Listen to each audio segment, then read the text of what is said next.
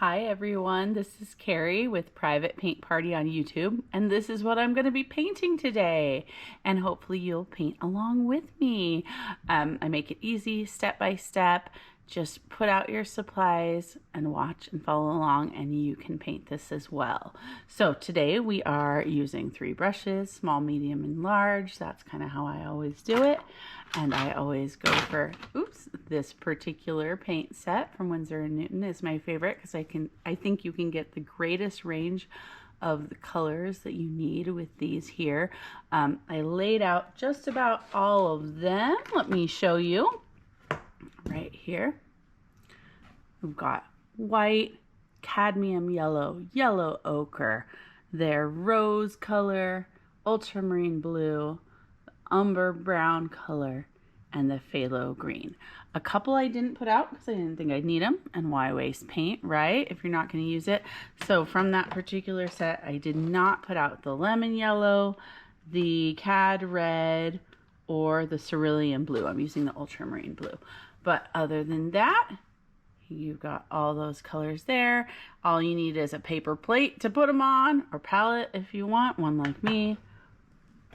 Water cup, of course, paper towel or old rag nearby to blot brushes on, cat strips and whatnot, brushes, canvas, and something to lean the canvas against. I got an easel, but you don't even need that. You can just lean it against a pile of books if you want.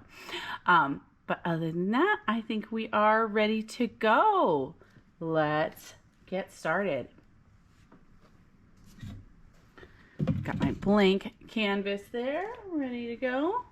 And the first thing I want you to do is grab your smallest brush, get it a teeny bit wet with the water, and grab some yellow ochre. And what we want to do is just kind of map out where our 2 ornaments are going to be.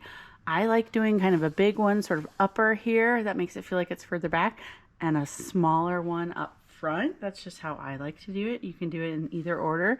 I'll tell you though that if you do the bigger one up front and the smaller one in the back, it almost looks like, oh, like what's going on with the perspective here? It looks like maybe that small one's just really, really far away and maybe they're the same size. So that's why I kind of like to make the bigger one first. But you can do however you want to do it. Okay, I'm going to kind of look for halfway, up, down, and side to side, and just a little bit left and a little bit up from middle. I'm gonna make my first circle. You can tell you don't have to make a perfect circle. You are just trying to kind of plot your course here with your smallest brush, figuring out about where you want it, the placement of things. I think I like that. And now I want to just go on the other side and a little lower down, and I'm going to make a little bit smaller round circle there for my other ornament. And there you go. I like that. I think that's good enough. You can always adjust it a little bit later. And then you're already ready to put that small brush to the side. It's okay to just leave the brushes in the water cup just for while you're painting. I wouldn't recommend doing it for longer than about an hour because it will eventually kind of warp the brushes if they sit in the water too long. But for our purposes, it's fine to leave them there in between steps. Now, switch to your medium brush, and I want you to get some of the green, this phthalo green. Let's see, can you see that? Yes, you can. I know my palette looks really colorful, but all the paint's dry, so I can just paint right on top of it. So I'm bringing some of this over, and what I want to do is I want to make kind of like a teal color, which means I need to add a little bit of the blue. See how I did that? A little bit of ultramarine blue. There's still more of the green than there is the blue, but I'd say it's kind of like 2 parts phthalo green to 1 part ultramarine blue, maybe even 3 parts out of 4 of the green and 1 part blue, just whatever looks good to you. But I wanted to mix this color up first, and we're going to put it down as the color of the table these ornaments are resting on. See, kind of making that color. I just wanted to show you that so you could see the color. But before you start filling it in, what I want you to do is draw a line. So we have a line for kind of where the table or floor, whatever they're resting on, ends, and the other side of the wall or whatever there is in the background begins. That just sort of adds to the sense of depth and perspective and all that. So what I want to do, I like to judge it by the big ornament here. And what I want to find is where I think about halfway is on either side. And I'm going to go up just a little bit further than half. Just making myself a couple marks. And then that's where I'm going to start my line and pull on over. Might have to do it a couple times like I'm doing here to try to get us a little bit straighter line. But there you go. The fact that this sort of is going to overlap and be in our foreground area, that means the area closest to us, the table, and also overlaps and goes into the background space here. That overlapping just gives it that extra sense of depth and dimension. Okay, there we go. That should be good enough. And then I can kind of bring this around here, sort of finish outlining this. And I'm gonna cheat a little. I'm gonna switch brushes. It's not really cheating, it's just being strategic. But I'm first, using this medium brush because I have a little bit more control with it as opposed to the really big brush that I'm gonna switch to. So it helps me when I'm sort of defining lines and just kind of going around the shapes here, kind of making a little guardrail of paint, and then I'll know where not to cross once I switch to my big brush. But yeah, there you go. See, it's kind of a beautiful like peacock bluish green there.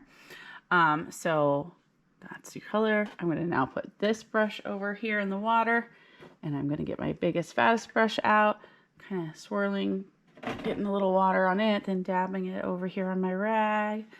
And then I'm going to pick up this color again. And now it just makes my life a lot easier to use a brush that's sort of the correct size in proportion to the space of the canvas that I want to cover. So now you just fill it in. And by the way, you could have made this any color you wanted.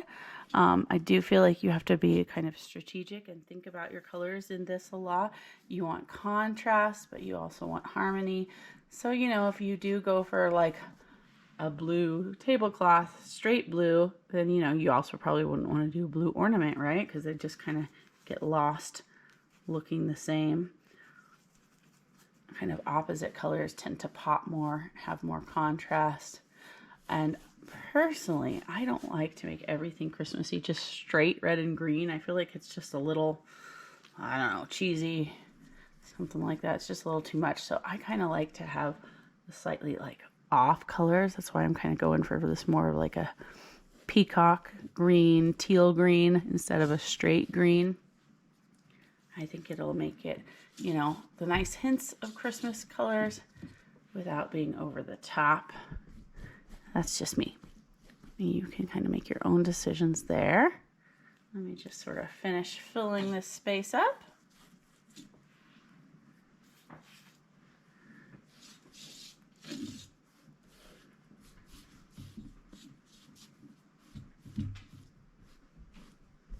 Okay, there you go. I might do a second coat of this color in some areas, especially where maybe a few too many brush strokes show, like if they're bothering me. There definitely are a lot of brush strokes right now, but not all of them are bothering me. I love that look of painterliness. Like you're not looking at a photograph, you're looking at a painting when you see brush strokes and when they're kind of thick and luscious and you can see the paint. So it doesn't bother me too much to have a lot of brush strokes, but sometimes like where you can kind of see still that I outlined this circle first, that might bug me a bit. So I might come back with another coat of color both here and maybe later too, depending on how it dries, if I think I need it. Again, that kind of thing is kind of just personal taste, up to you. If you feel like the paint went on too thin and it's bugging you, I wouldn't try to fight it and just keep adding more here. I would take a 5-minute break and then I would come back and add a second layer. But I think I'm pretty happy with how mine's looking, other than I think that we have maybe a little too much shine from some lighting here. Let me see if I can adjust that. There we go. Yeah, probably can see the color a little bit better there. So I'm going to clean out my biggest, fattest brush now so I can use it for my next color. Okay, I got my brush cleaned out real good. And now for this next step, you might think I'm a little crazy because I'm going to dip into my white and I'm going to be putting white paint on top of an already white canvas. That's why I said I thought, you know, you might think I'm a little nuts here, but I will show you why in a minute. It's just easier to get the white on and covering this area first. Oops. And see, drips, they happen. Sometimes I think it's good to grab them in the moment. Sometimes I think it's best to just let them be, and then I'll come back and fix it later. I think in this case, that's what I'm gonna do.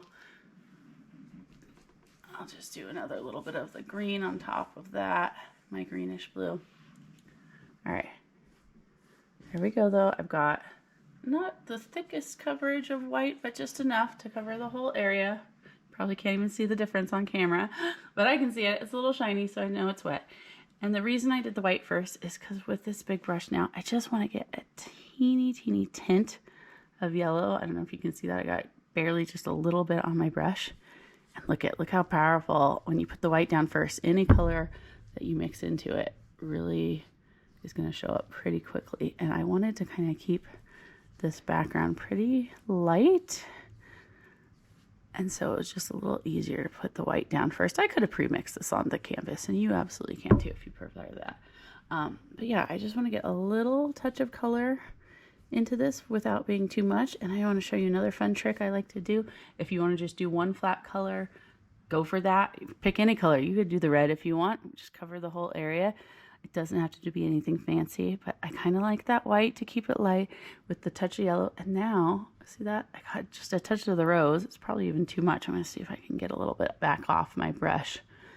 And now on this side, I just want to get a little touch of that pink working in. And I kind of like how that looks, where there's just sort of a fade, yellow on the one side, a slightly pinkish tone on the other, and in the middle they sort of mix just a little bit to almost make like an orange tone.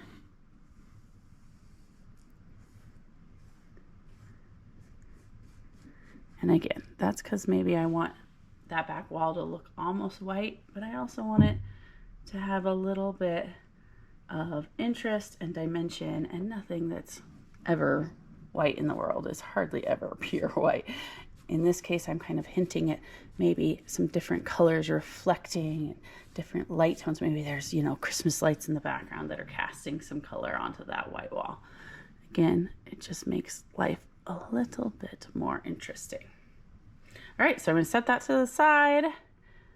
Even in just that few minutes, I think my kind of teal color already dried a lot. That just really depends on where you live and how humid it is and all that. So it's going to be different for everybody, but I think mine dried enough that now for me, I feel like I need to come back and kind of fix this line again, trying to get it to be straight. Probably the only place in the painting that we really need to get a nice straight line.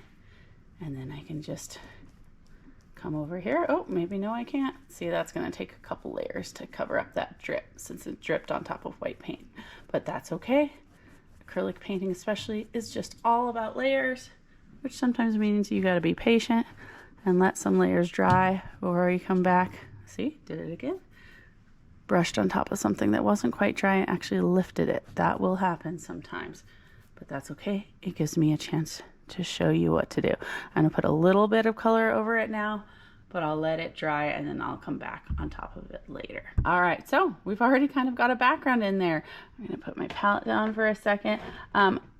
Our next colors will be the ornament colors. And since I have kind of a darker, you know, tablecloth here, I'm gonna go for lighter colors. Plus I just like those kind of light, slightly off Christmas colors. You can see here in the example that I did there, I kind of went for a gold and sort of like a pinkish purple berry color on the other side. So I think I'm going to stick with that. I like it. You probably are going to need to change your water right here. If yours looks anything like mine, see how blue that is? I'm going to take just a quick pause, go get fresh water by dumping that. And that way you won't get too much blue color mixed in with this. They'll stay nice and bright and you won't be fighting your paint as much. So yeah, change your water and come on back. Okay, so I got fresh water. I also kind of really swirled and twirled my brushes around in there and dabbed them on the cloth to make sure that they were really clean with nothing on them. And now I can go ahead and get the basic flat color in there. Then we got to build it up with like shadows and highlights, and that'll give it that third dimension. But first we just want to get what they call the local color, the color that the object actually is, before we get all the lighting effects. So I want to make that biggest one gold, and gold is a color that's kind of hard to paint. And honestly, if you need it to be perfectly gold, there are gold paints, and I would recommend you probably just go buy them. But for our purposes, and honestly what a lot of artists do, is they use this yellow ochre color, and then with their shadows and highlights they can make it look shiny, kind of what we're gonna do, and we get the effect of gold without actually having gold paint, which is more expensive for one thing. So I've got yellow ochre on my medium brush, and I'm just filling in this circle. It also kind of gives you a chance to maybe fix the shape a little. Like if it wasn't quite a great circle, it's okay if the color goes out and touches some of the other paint. The more layers we put on this, the more the circle shape will come together, and it won't matter so much if it looks like we messed up and went over some of the other background color paint or anything like that. All right, I think that's looking curvilinear, circular enough, spherical. Yeah, I'm gonna leave it, I think, there. And then I'm going to move over here and fill that in with its local color, the color that it actually is. I'm going to clean out this brush because I want to use it again, but I'm switching colors. And this time we're going to pick up the rose color we had on our palette and fill this in. Now this one will look like it's not perfectly pink. I don't want it to be perfectly pink. I want it to actually feel a little bit more of like a berryish purple color. So I guess this isn't the exact local color of the object, but it's easiest to go ahead and just fill it in now with this color. Oops, another drip. We'll fix that later. Since we just already have this color straight out of the tube and it's going to show up on this, it's great to just go ahead and do a coat of it here. All right, good enough for me.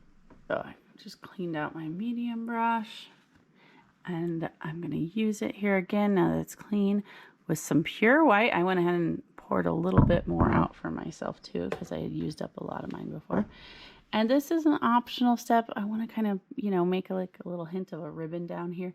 But if it seems a little too scary, you're not sure how you want yours to look, you don't have to do it. Or of course you can wait till the end to decide. So it's just something I want to show you in case you want to do it. It wasn't worth doing the background color around it. It's easier to do the white on top.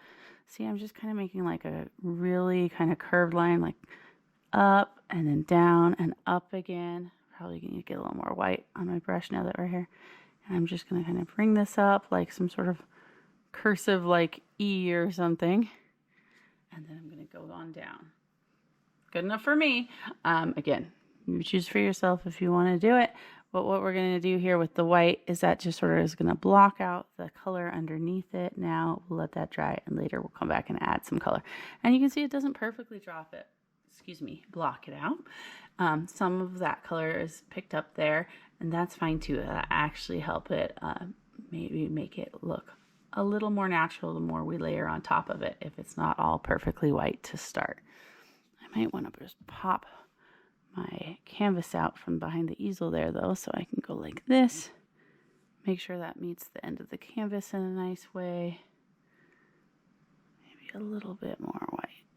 All right, but I don't want to get too carried away with it because I don't want that ribbon to end up getting all kind of too fat looking. It'll look funny. Okay, so with that same brush or the smallest one, it depends on how big your shapes are, how big your canvas is, how big your painting is, and what your hands are most comfortable with. But I like to still use the white on the medium brush, and I want to just now block out some areas for the little, I have no idea what the technical term is, but the little guys that connect to the ornaments. They're usually gold or silver, and then they connect to to the wire hangers that hang onto the tree. So see that? I just put kind of a little square of white. That's really all you need. I put it there because I wanted it to kind of line up with the bottom of that ornament there. So it looks like it's kind of sitting on our tablecloth there. So same thing for this one. I'm going to make it kind of go the opposite way. Makes it more interesting. But see, kind of like that. I just want them kind of to one side and pointed down. You could make them pointed up if you want. I think it just looks a little funny that way because usually if an ornament is sitting on the ground or a table, it kind of rests on this thing, right? That helps it not just roll around. But up to you. Worst case scenario, you can put it down. You don't like it, you just wipe it right off or give it a couple minutes to dry and come back with the teal color and cover it. So nothing's ever lost with acrylic painting. All you have to do is layer over it. Okay, so once I've got kind of like a little bit of like a square shape, you'll notice I'm going to come back and see if I can just get a little teeny angle. That you might need your smallest brush for. But I'm just getting a tiny, tiny angle to the sides because that's how I often see them. They taper down just a little bit often, right? There we go. All right, there's one little spot that's bugging me, but I know I can't get it with my medium brush. So I'm coming back with my smallest now. There we go. Probably should have done that sooner. It just kind of helps me get the right angle and shape and size. Again, just start with a square and then kind of angle the sides. That's really all you have to do. So next, this is probably the most technical part of the whole painting. You want to think about light and shadow as we want to kind of bring these, to life in the third dimension here. And all you really got to do for that is you need to make a decision and stick to your decision. Where is the light coming from? I did this kind of yellow color on the wall over there and had it fade to the pink. So for me, I feel like the light source is over here. I don't have to paint it in. I don't even have to know what it is. It's probably some light off in the distance, right? But if I decide that it's coming down from here, that means it's going to hit the tops and slightly more the right-hand sides, which means my shadows are going to be left and bottom. And I think that's a nice, easy way to do it. When in doubt, make the light be on the right side and top, and shadow left and bottom.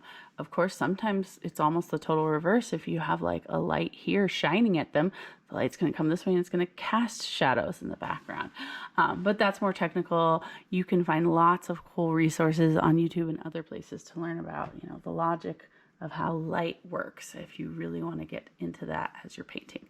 But for our purposes, let's keep it top and right if that sounds good to you, or maybe top and left if that's working better for your painting. But again, just keep it consistent. So since I've decided mine's top right, I can come in and do shadow bottom left, and I rinsed my smallest brush out with that white, and now I've got that ultramarine blue. That's going to be our shadow color. And check it out. What I can do is, starting here, I'm going to just kind of outline a little bit of the bottom of my ornament and the little holder thingy like that. I don't even know if that's showing up on the video or not because it's so subtle, but that just will really pop that. And then from there, I can kind of just curve around and make like, that's a little too much, make like a little bit of an oval shape. And the oval is going to be bigger and longer on the left side, because that is where the shadow is going. So I'm now filling it in. And that'll sort of pop this shape out nicely too. I'm just filling it in with ultramarine blue for now. And I'll tell you right now, I think I actually made it too long over on the right side, because again, I want it to look like the light's coming from there. But that's okay. That gives you an opportunity to see how I fix things when they quote unquote go wrong. So there's that. And let me see if I can tap it. Yep, that's dry enough. I'm going to switch back to my medium brush and get a little bit more of that original background color that we did, the ultramarine blue plus the phthalo green and try to catch this real quick before it's dried. And then I'll just kind of go like this. This part needed a second coat anyway, right? Hey, and now I can cover up that one spot that had the drip there and the other drip here.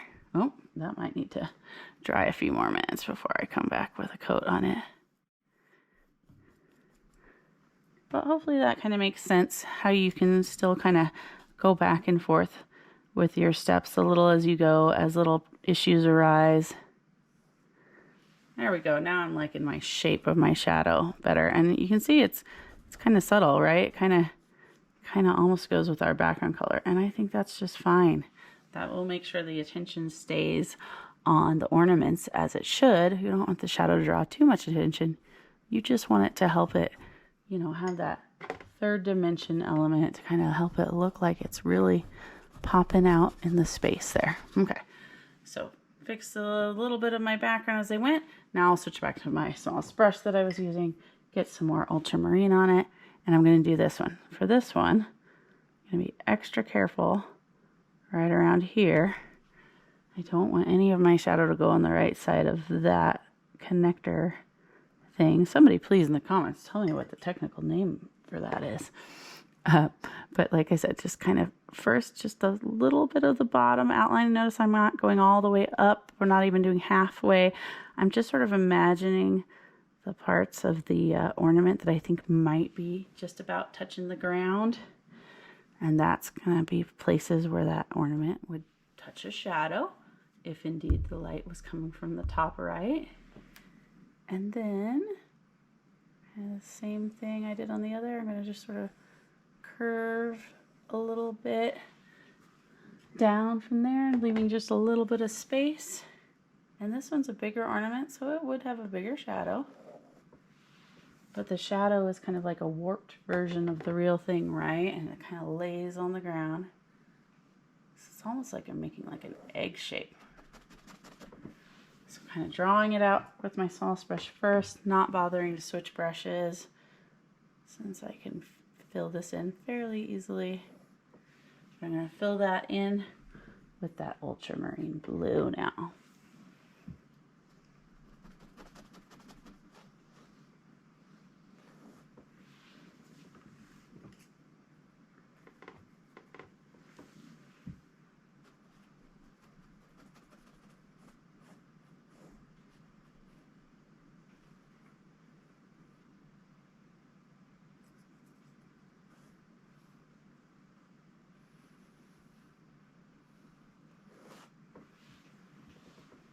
All right, for my purposes, I think that is good enough. Again, you can always come back and forth with the green color and the blue and make adjustments as you see fit.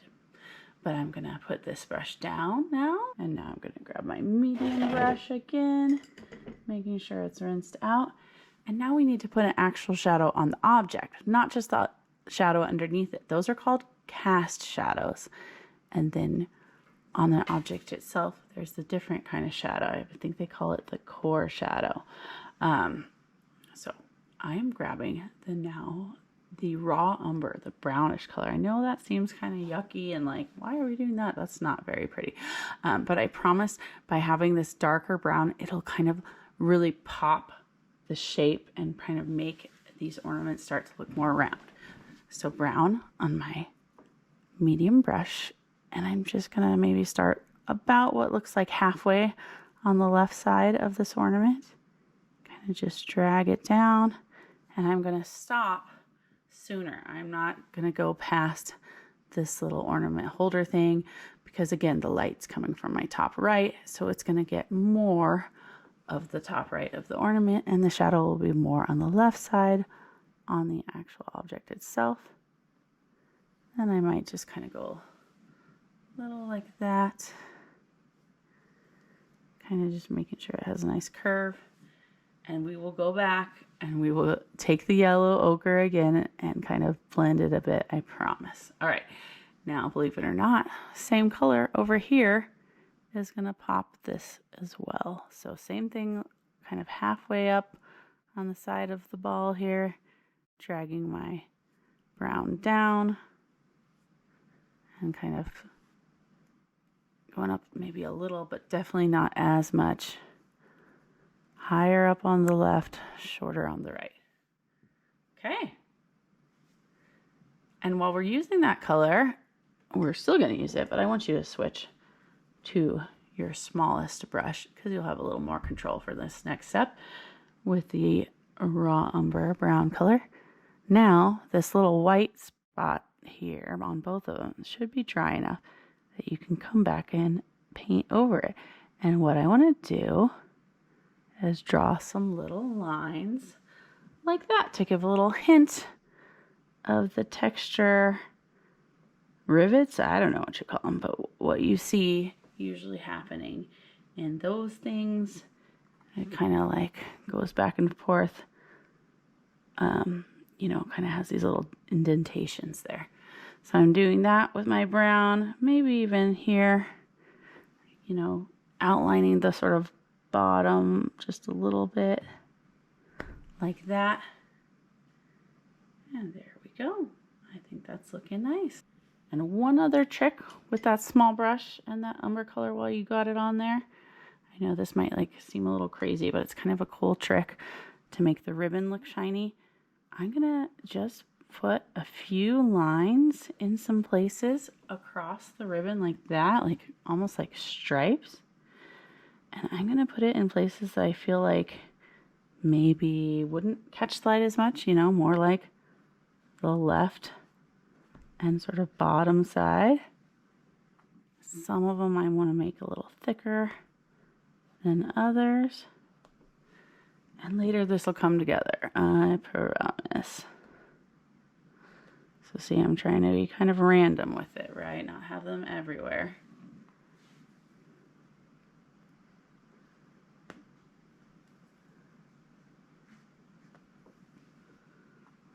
Something like that. There's no magic number for how many of these I'm doing. I'm just trying to make some thick and some thin. A little differentiation there. Okay. And I think we're good with our umber color for now. All right, now I want you to rinse that small brush out and come back with the yellow ochre color. The color that we're using as kind of our gold. And check that out. Now, I'm going to do little stripes with my smallest brush and the yellow ochre on top of the white that's still showing and kind of in between the brown lines I made.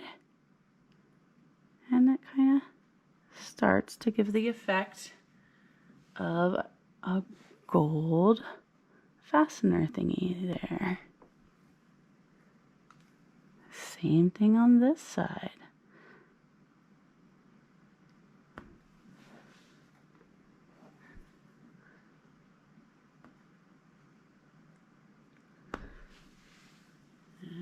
Something like that.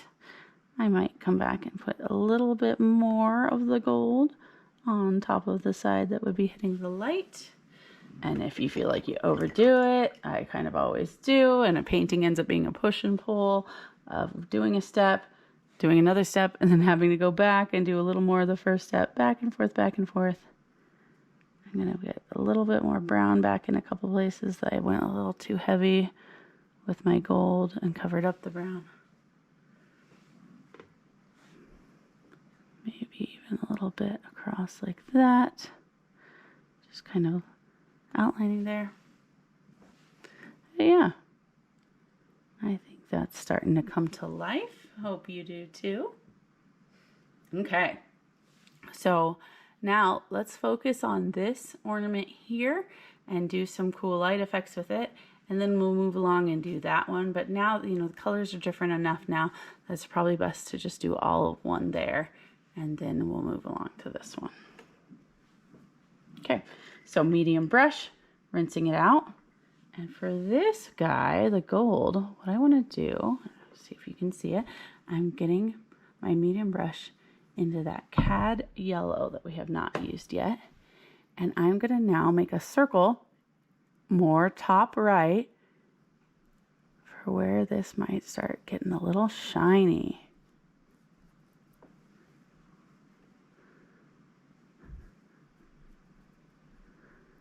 And the cad yellow is kind of thin, meaning it's, you know, a little transparent. It tends to show through what's underneath it. That's fine for our purposes. That'll keep this still looking kind of gold. But see, I just kind of made a circle on the sort of top right. I left some of this gold showing. I definitely left the brown there. That's going to start making it look 3D if we kind of curve it from light to dark, or excuse me, dark to light in this case, right? So I'm pretty happy with that. While I have that yellow on my brush, I'm just going to dip a little bit into the white real quick, get a little white over on the side of my palette here. I'm going to just sort of mix the two. So I'm effectively just making a lighter version of the color we just used. See that? Just a little white. And now I'm going to come in and do another circle, but one that's smaller yet again. And I'm looking at that thinking that didn't show up as much as I wanted, so I'm going to get a little bit more white over here. Can you kind of see me working over here? A little more white with a yellow over on the side of my palette somewhere. There we go. That's more what I was thinking. And kind of do another little circle on the inside there. That kind of makes that brighten and lighten there.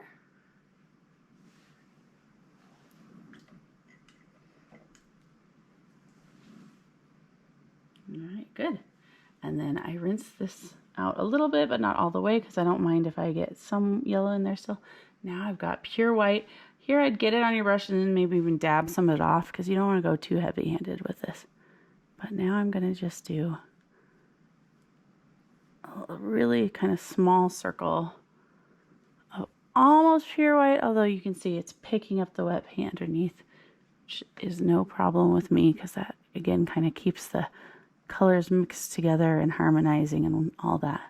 But I want to have an almost white there towards the end of my circles. All right. I think that's looking good. There's one thing that I think looks a little funny. I think the transition between the gold here and the brown is a little too harsh. So let me show you the trick for that. I could have mixed up a perfect in-between color. I could have done brown plus yellow ochre if I wanted, and then put a little stripe of that there. I think I'm just going to get the yellow ochre straight on my medium brush though, but make sure it's a little wet and not too thick. And check this out. I'm going to just kind of come on down here and see how it covers a little, but it also shows a little through. And there, kind of gives that a little bit more of a blended effect and lets that curve just a little bit more. Cheater's way to blend, layering thin layers. And again, you could have mixed it up on your palette if you prefer. Yeah, I'm pretty happy with that. I think it's looking good. We're going to do a little bit more on it, like a little shimmery shine highlight, but I want to give this time to dry before I do that. So now we'll move along over here.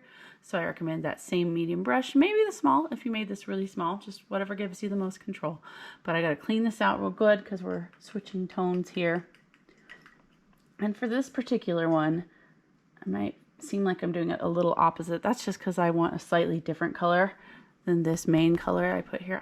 Like I said, I kind of want like a purple, partially because purple and yellow are actually opposite on the color wheel. If you ever look at a color wheel, things that are opposite on color wheels pop. They have the most contrast and they look the prettiest together. And I think it's just a little bit nice, kind of goes with the teal nicely. And again, it's kind of like, kind of got the vibe of the red against the green, but it makes it just a little bit off. Little tweak of the color makes it a little more interesting than just the plain old Christmas colors. Okay, so enough talk. What I want to do, I want to get this rose color, find a spot that has dry paint or is totally clean, and then I'm going to get a little touch of this ultramarine blue, but you can see that works really fast. It's strong, so you don't want to go too heavy-handed with the blue. I would say, 2 to 3 parts of this rose color to 1 part or so of the blue. Just mix it up till you like it. You might want more of the pink or you might want more of the purple, but get it to a nice pretty purplish color that you like. And I'm going to now kind of do what I just did on the other one. I'm going to go in between where the brown color went on this circle and then the main middle color. And in this case, because I want it to look like this ball is kind of a little bit more of a purple color than a pink, I'm actually kind of going to go all the way around in this case like that. Pretty, right? All right, so clean your brush. This is getting small enough now that I'm going to switch back to my small brush. We already have this kind of middle pink color, the original color, but just since I just did that purple and while it's wet, check this out. I'll bring that pink color back, kind of go around, and again, quick, easy way to kind of blend right there on canvas. Cheater's way to get things looking round. Okay, and then it's lighter already in the middle because of our first coat, and that's fine. So now I'm going to go straight for the pink color plus a little white. Let's see, maybe better if I show it. I'll make a little new pile over here with a little bit of white. I'm going to grab some of the pink. And now it really does look truly pink, right? But since this is just a highlight, that's fine. And now I've got that on my smallest brush. And over here, top and right, I'm going to put a little bit there. Wow, yeah, that barely shows up, right? Okay, I need to add a little bit more white into mine. But notice I'm kind of moving the circle up a little to kind of keep it consistent with our lighting with the other one. So let me get a little bit more white mixed into my pink over here on my palette. Come back in here. And these don't have to be perfect circles. I think they look a little better if they're pretty circular. But honestly, it's fine because you're just kind of trying to paint little highlights.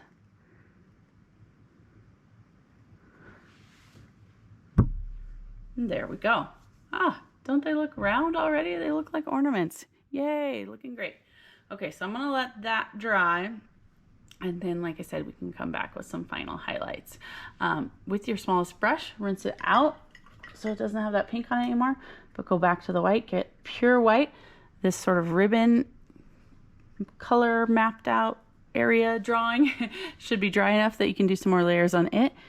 And now, in between places where I did the brown, I can come in and make some white lines that are kind of same but in different spots, right? And those will later serve to make this ribbon look shiny. You'll see, you'll see. Trust me. So just a few of those here and there in opposite spots from where I did the darker lines. It's okay for them to be in between some of the browns too.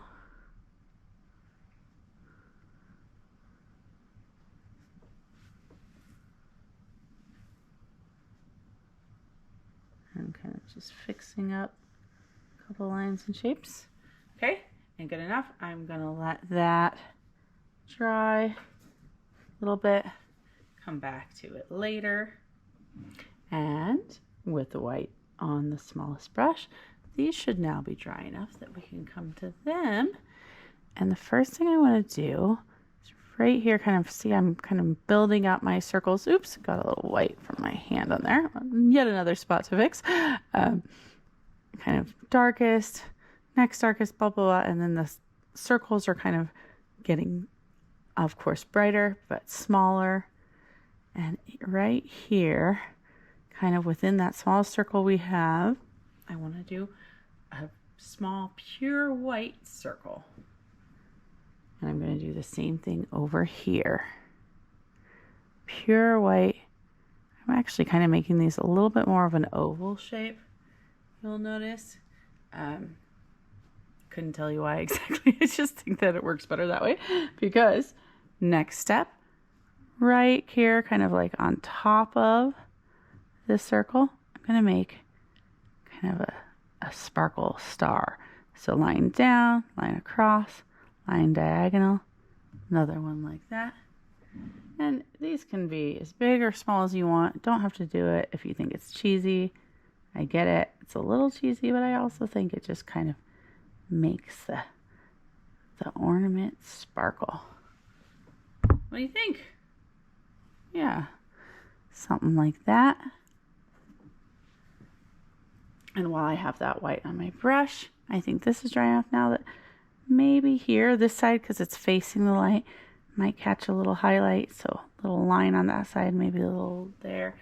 This wouldn't. It's kind of over on the shadow side, so I don't need any highlights on it.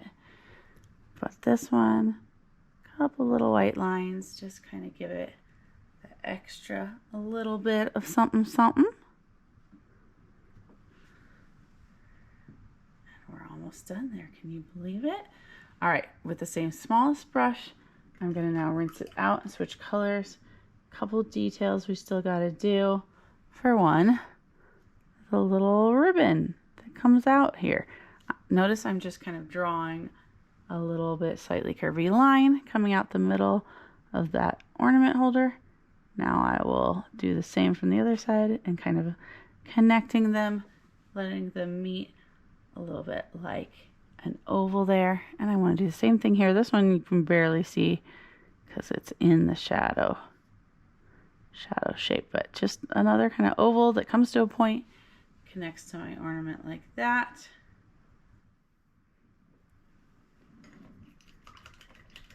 And then right on top of that, I can switch to my yellow ochre color again, my kind of gold color, on my smallest brush.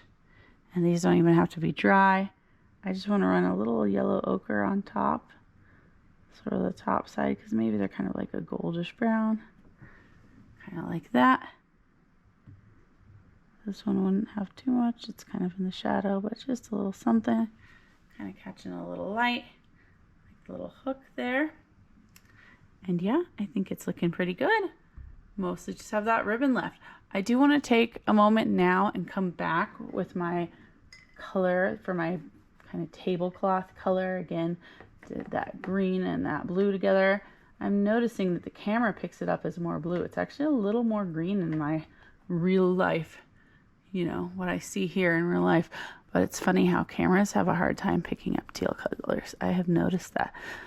Too bad though, it's one of my favorite colors, so I still tend to use it a lot.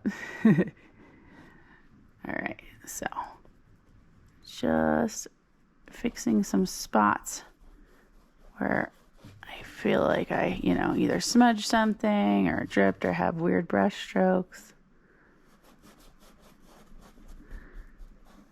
Coming back for a little fix it.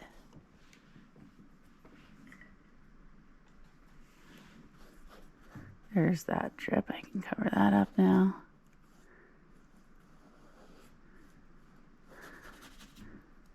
Here, the color went on really kind of thin. Doesn't quite match with the rest of it now that the rest has had a couple more coats. So I'm going to put my own second coat down here.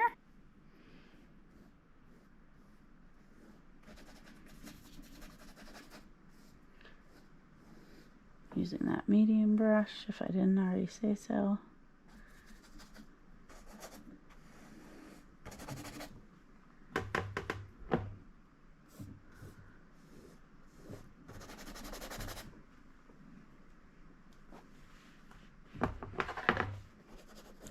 Okay, I'm liking it.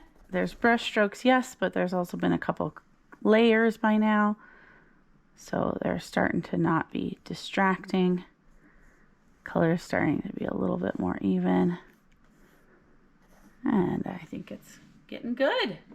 Okay, so let me show you the big final trick.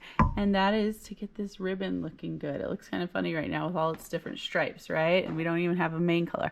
Well, we're doing it a little opposite. We did highlights and shadows first, and then we'll do color.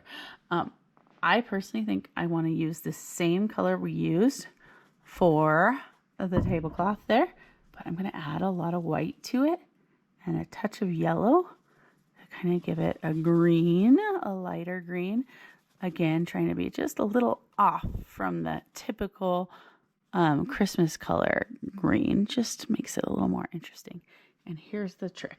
I'm dipping over into my water cup, I'm getting my brush pretty wet so that this color then goes on pretty thin. And it should be dry enough now that with my brush, and notice I had made this original shape with just the width of my medium brush, so I can go right back over it pretty easily. And ta-da! See how it's showing through the darks and the lights?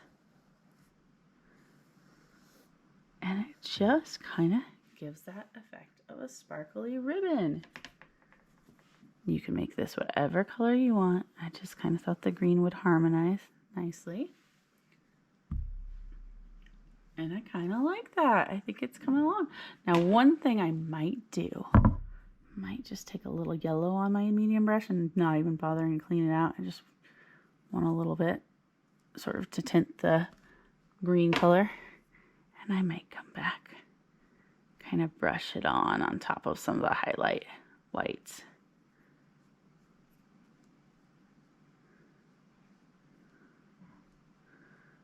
And that just gives it a little more visual interest too. Makes it look just a little bit shinier. Like so. There we go.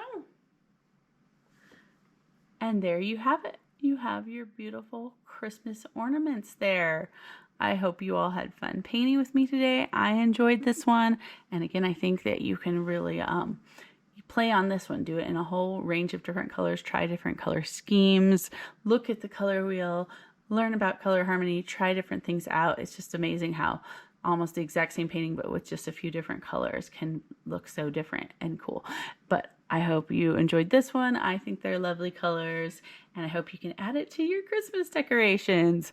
Thank you again for painting with me. My name is Carrie. This is Private Paint Party. If you have questions about supplies, please feel free to comment and ask, but I also do have a video all just about the supplies I use, and there's links in the description and whatnot. So hopefully you can find all the information you need, and I just want to wish everybody very happy holidays out there. Thank you again for painting with me. Take care. Bye.